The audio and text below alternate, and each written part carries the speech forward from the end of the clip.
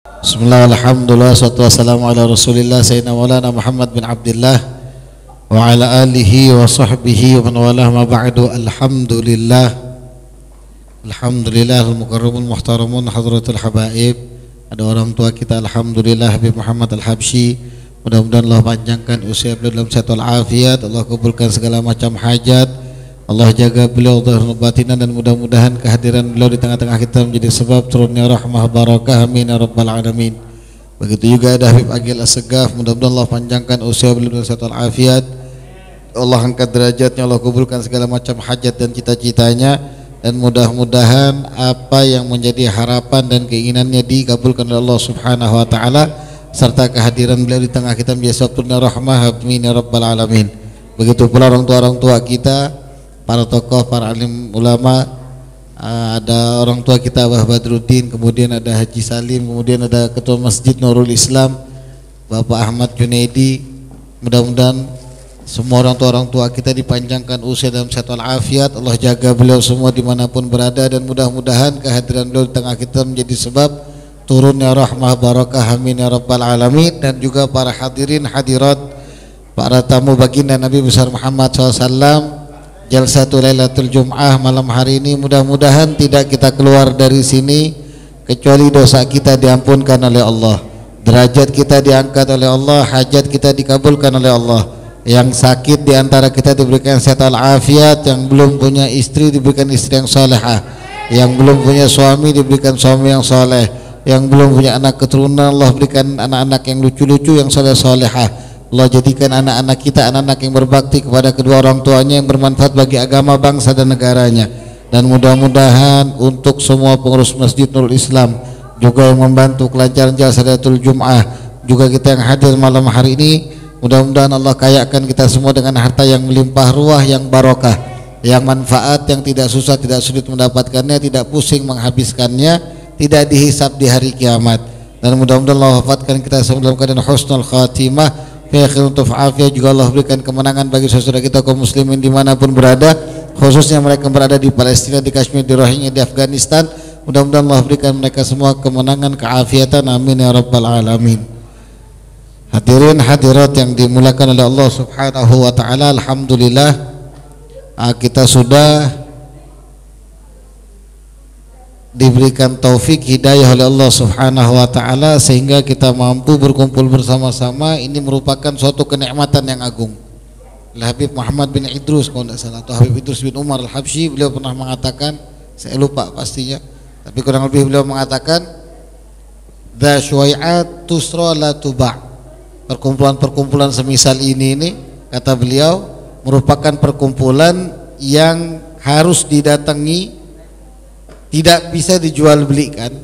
Enggak semua orang diberikan oleh Allah Subhanahu wa taala kesempatan. Enggak semua orang diberikan oleh Allah Subhanahu wa taala taufik hidayah untuk hadir sama-sama berzikir, untuk hadir sama-sama menyebut nama Nabi Muhammad, untuk hadir sama-sama untuk belajar, apalagi di malam Jumat seperti ini. Dan di akhir zaman seperti ini tidak semua orang mendapatkan hal demikian. Tapi alhamdulillah Allah berikan kita semua kesempatan, kenikmatan untuk dapat duduk berkumpul bersama-sama. Mudah-mudahan Allah abadikan nikmat tersebut tidak hanya di dunia tapi sampai di akhirat, amin ya rabbal alamin. Kemudian kita lanjutkan lagi taklim kita dalam kitab Ayyuhal Walad Imam Abu Hamid Muhammad bin Muhammad Al-Ghazali rahimahullah taala, nafa'allahu bihi bi ulumi fid darain, amin. Ila anqal, terakhir kita sudah membahas tentang bab doa. Bab tentang doa. Beliau mengajarkan kepada santrinya, kepada anak-anak muridnya, dan juga kepada kita tentunya, untuk senantiasa memanjatkan doa. Jangan sampai kita semua ini bosan-bosan berdoa. Banyak sekali fadilahnya berdoa. Dan diantara salah satu bentuk ketakwaan kepada Allah, ya banyak minta sama Allah. Makanya Nabi SAW itu sangat-sangat menganjurkan bagi siapapun yang memiliki hajat kepada Allah Subhanahu wa taala, atau apapun hajatnya, minta sama Allah. Jangan takut-takut, jangan ragu. Sampai Nabi SAW bersabda dalam hadisnya, "Ud'ullaha Ayo berdoalah kalian semua kepada Allah, wa antum muqinuna bil ijabah, dan kalian itu yakin Allah pasti ijabah doa kalian. Nggak boleh ada perasaan ragu-ragu, nggak boleh ada perasaan nanti diterima enggak ya, nanti di ini enggak ya, nggak boleh. Harus yakin diijabah sama Allah. Yang nggak boleh itu menentukan kapannya, menentukan kepastiannya, gitu yang nggak boleh. Artinya kepastian itu gimana? Oh ya Allah, saya pasti cuma pengen ini aja, nggak pengen yang lain. Nah itu yang nggak boleh. Itu yang nggak boleh. Yang boleh itu memastikan apa? Memastikan permintaan kamu dengan mantep. Itu yang harus kamu pastikan. Minta yang mantep. Yang sering saya contohkan, kalau minta mobil sama Allah yang 2 pintu, sebut mereknya. Jangan ya Allah saya cuma minta mobil 2 pintu aja, ya Allah biar kayak Raffi Ahmad seumpama. Atau dikasih Allah mobil 2 pintu juga, tapi cold diesel, kan nggak sesuai harapan kita. Ya karena kita berdoanya seperti itu.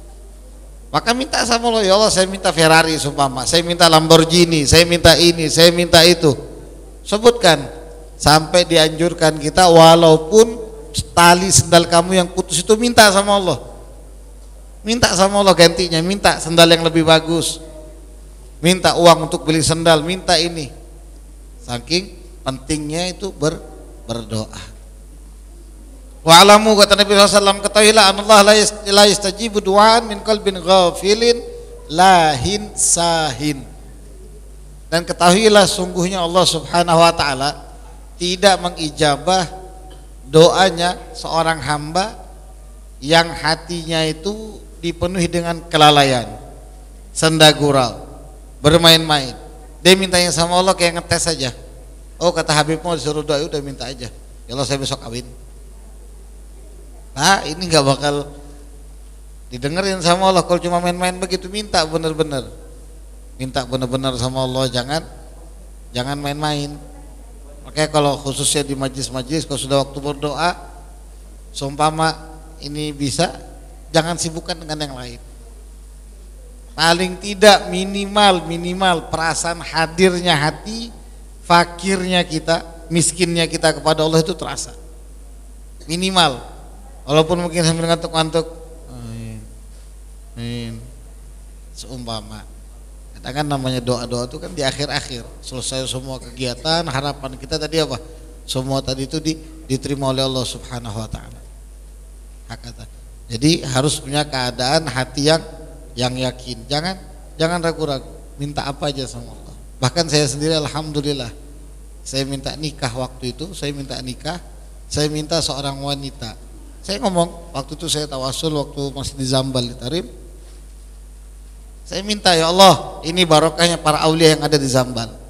Di antaranya Imam Faqih Muqaddam, Imam Abdurrahman Sani, Abdurrahman Segaf, maaf, Al-Faqih Muqaddam Sani. Kemudian semua yang ada di sana, saya minta ya Allah, saya minta istri yang solehah, yang terbaik, yang bisa ngebawa saya menuju ridhomu dan dari bangsa Segaf. Sampai segitunya saya minta.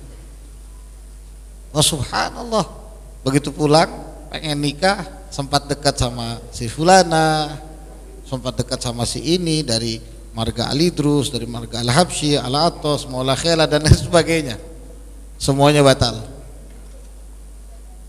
Tapi begitu dapat kontak istri saya yang sekarang ini alhamdulillah, mudah-mudahan nanti dijadikan oleh Allah pemimpinan bidadari buat saya, diabadikan gak cuma di dunia sampai di akhirat. Yang aminkan saya doakan demikian juga.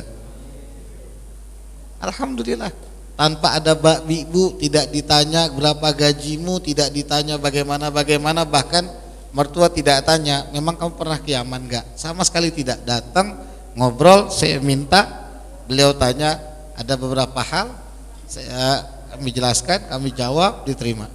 Alhamdulillah. Ada doa. Doa itu enggak main-main. Apalagi dari hati yang benar-benar hancur sama makhluk. Wah hancur makhluk ini kan luar biasa, kita nggak bisa berharap sama makhluk. Minta sama Allah, benar-benar bangun malam, setiap habis sholat 5 waktu. Ini mintanya main-main. Nanti datangnya juga main-main, sekedar apa? Ibarat itu sekedar cap jempol aja. Yang penting saya sudah kelihatan berdoa di depan orang tadi. Lah jangan begitu. Jangan begitu, harus sering-sering minta. Yang mau pintar minta ilmu yang manfaat sama Allah. Minta ilmu yang barokah, minta dimudahkan pemahaman. Semuanya perlu minta. Nggak bisa kita belajar begini nih kalau nggak minta sama Allah. Demi Allah nggak bisa.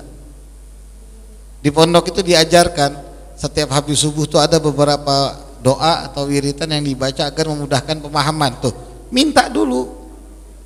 Minta dulu.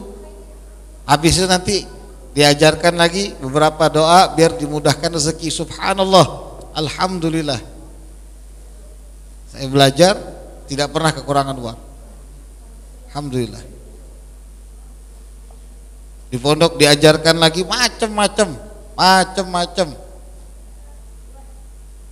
kebersihan hati. Kita nggak tahu cara ngebersihkan hati, sering-sering gimana? Minta sama Allah. Minta apa aja, minta. Nah, ini yang diminta Imam Ghazali kepada santri, jangan lupa doakan saya. Jangan lupa doakan saya. Artinya jangan sampai kita ini pelit ngasih orang lain. Maaf, sudah harta kita nggak mau ngasih, jangan sampai kita pelit urusan doa. Paling tidak aminkan. Setiap ada yang berdoa, aminkan. Selama itu kebaikan, aminkan. Atau ada yang datang, doakan. Sumpama kita nggak punya apa-apa untuk ngasih dia, bahkan sampai air putih aja nggak punya, doakan dia, mudah-mudahan urusannya ini dilancarkan sama Allah. Jadi jangan sampai kita pelit sama doa. Nabi SAW sendiri memerintahkan kalau ada yang pengen, nah kurang lebih maknanya, kalau ada yang pengen cepat dikabulkan hajatnya, maka sering-sering doakan saudaranya bi dhahril ghaib. Artinya tanpa pengetahuan saudaranya. Sumpama saya doakan Jalu, Allah mudah-mudahan Jalu ini jadi anak yang soleh, bermanfaat bagi agama, bangsa dan negara.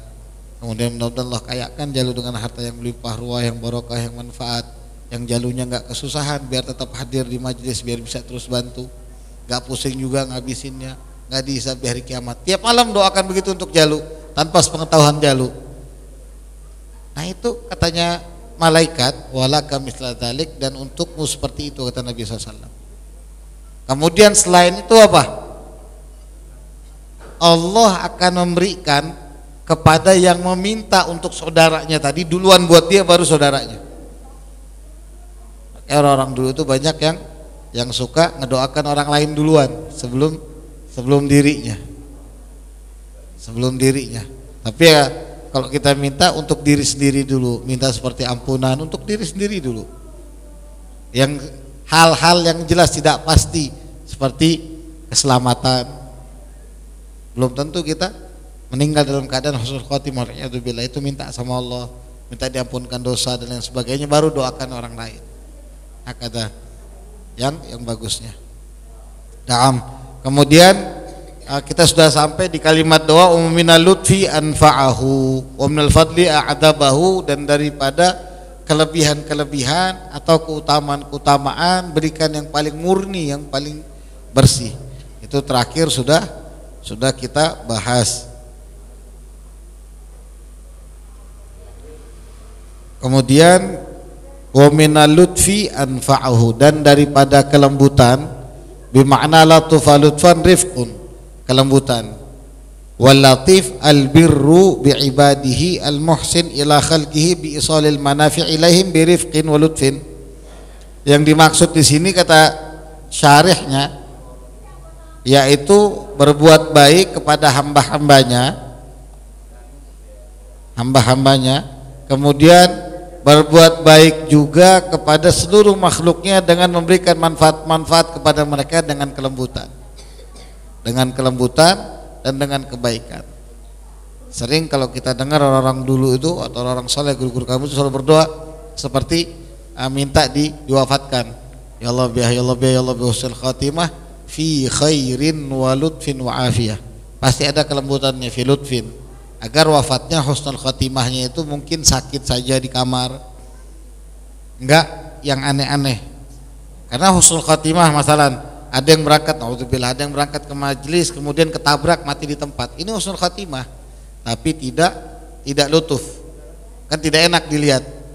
Bukan berarti nggak bagus, tapi itu husnul khatimah. Husnul khatimah. Atau mungkin dia wafatnya kejatuhan bangunan, kepalanya pecah semua. Nauzubillah, semua nauzubillah. Alhamdulillah. Itu juga husnul khatimah. Tapi tidak lutuf. Makanya banyak hamba-hamba Allah itu minta yang pakai kelembutan. Bahkan kadang dijadikan wirid, ya Latif, ya Latif, ya Latif, ya Latif, ya Latif, ya Latif, ya Latif. Jadi kalau minta husnul khatimah itu fi khairin wa lutfin wa afiyah. Jadi kalau wafat itu dalam keadaan ya kita berharap sebagaimana Nabi SAW wafat. Wa lutfu bid-dhamm at-tawfiq fal maqamu salih likulli lakin al-aqrab wa yakun lutfu al-mafhum min al-latif anfa'uhu, kelembutan yang paling manfaat wa kaunu anfa'a daiman wa kamilan yuaddi haqqahu wa yu'lam qadruhu bi syukri wal hamdi, yaitu kelembutan yang bermanfaat, yang sempurna, yang terus menerus, yang bisa menunaikan hak-haknya Allah dan juga diketahui kedudukannya daripada apa yang diberikan Allah kepada kita itu bisyukri wal hamd, artinya terus terjaga kenikmatan tadi. Kemudian kata beliau, Allahumma kun lana wa la takun alaina. Ini subhanallah, bahasa Arab ini luar biasa. Enggak bisa asal baca, enggak bisa asal terjemahkan. Allahumma kun lana bermakna ya Allah, perlakukanlah kami dengan sebaik-baiknya dan berikanlah kami apa yang manfaat untuk kami. Wala takun alaina, dan janganlah engkau memberikan mudarat kepada kami. Bedanya cuma di harfu jar. Bagi yang belajar bahasa Arab mungkin tahu ada lam sama ala, sama-sama harfu jar, tapi beda maknanya, kegunaannya beda. Kalau Allahumma kun lana, ya Allah itu artinya berikanlah kami hal yang bermanfaat untuk kami. Wala takun alaina, jangan engkau berikan kami mudarat. Bedanya cuma di lana sama alaina saja, tapi maknanya luar biasa. Ya Allah, berikanlah kepada kami hal yang bermanfaat untuk kami, dan jangan engkau berikan kepada kami hal yang membuat kami mudarat, yang berbahaya untuk kami, yang bahaya di dunia kami sampai di akhirat kami. Tapi berikan kemanfaatan fil bidayat, dari semua permulaan kami berikan kemanfaatan sudah. Wan nihayat, sampai di puncak seluruh urusan kami. Fid diyanat, baik dalam urusan agama, wal muamalat, juga muamalah, berikan kemanfaatan, berikan kebaikan ya Allah. Wa fil af'al wal aqwal wal i'tiqadiyat la siyama fil ukhrawiyat, begitu juga dalam perbuatan, ucapan dan keyakinan kami, khususnya untuk akhirat kami. Berikan hal yang bermanfaat untuk kami ya Allah. Sampai segitunya kita diajarkan berdoa, subhanallah. Tapi banyak hamba Allah ini yang malas berdoa karena ngerasa sudah cukup dengan puasanya, cukup dengan sholatnya, cukup dengan mungkin sodagohnya dan lain sebagainya. Nggak boleh, harusnya kita sering-sering juga berdoa. Kalau orang jarang berdoa itu biasanya ada sifat kesombongan di hadapan Allah, bukan di hadapan makhluk. Saya nggak ada urusan sama makhluk, tapi sama Allah. Loh, kenapa kok begitu Beb? Iya, bukti dia nggak mau minta sama Allah, nggak mau minta sama Allah. Tetapi Beb, saya sudah dikasih Allah rezeki banyak luar biasa, tabungan saya ini unlimited. Tetap kamu wajib minta, karena semua itu bukan punya kamu. Hakikatnya semua itu punyanya Allah. Allah cuma titipkan. Hendaknya kamu minta keberkahan, baik di umurmu, keluargamu, hartamu, ilmumu, waktumu, semuanya. Paling tidak kamu minta keberkahan. Dan juga kamu minta ampunan dari Allah. Mungkin kamu seringkali, bukan mungkin, seringkali kamu lalai dalam menggunakan harta, seringkali kita lalai dalam menggunakan waktu, seringkali kita lalai dalam menggunakan nikmat yang Allah kasih sama kita. Sering sekali. Mungkin kalau nggak ada majlis Rasulullah malam Jumat ini mungkin kita jalan-jalan. Seandainya kata nggak ada guru-guru kita pun buka majlis, mengaji dan lain sebagainya, mungkin kita asik dengan kelalaian dunia. Dan maaf, kadang-kadang yang tua pun seandainya kata kalau dia sudah masih ada kekuatan aja, masih sehat kayak muda, mungkin nggak mau duduk di sini. Maafnya ngomong. Ya karena tadi kita ngerasa kita mampu semuanya, kita ngerasa ini punya saya, ini milik saya, sehingga sampai lupa sama Allah. Dan alhamdulillah Allah masih ingatkan kita. sebelum kita wafat.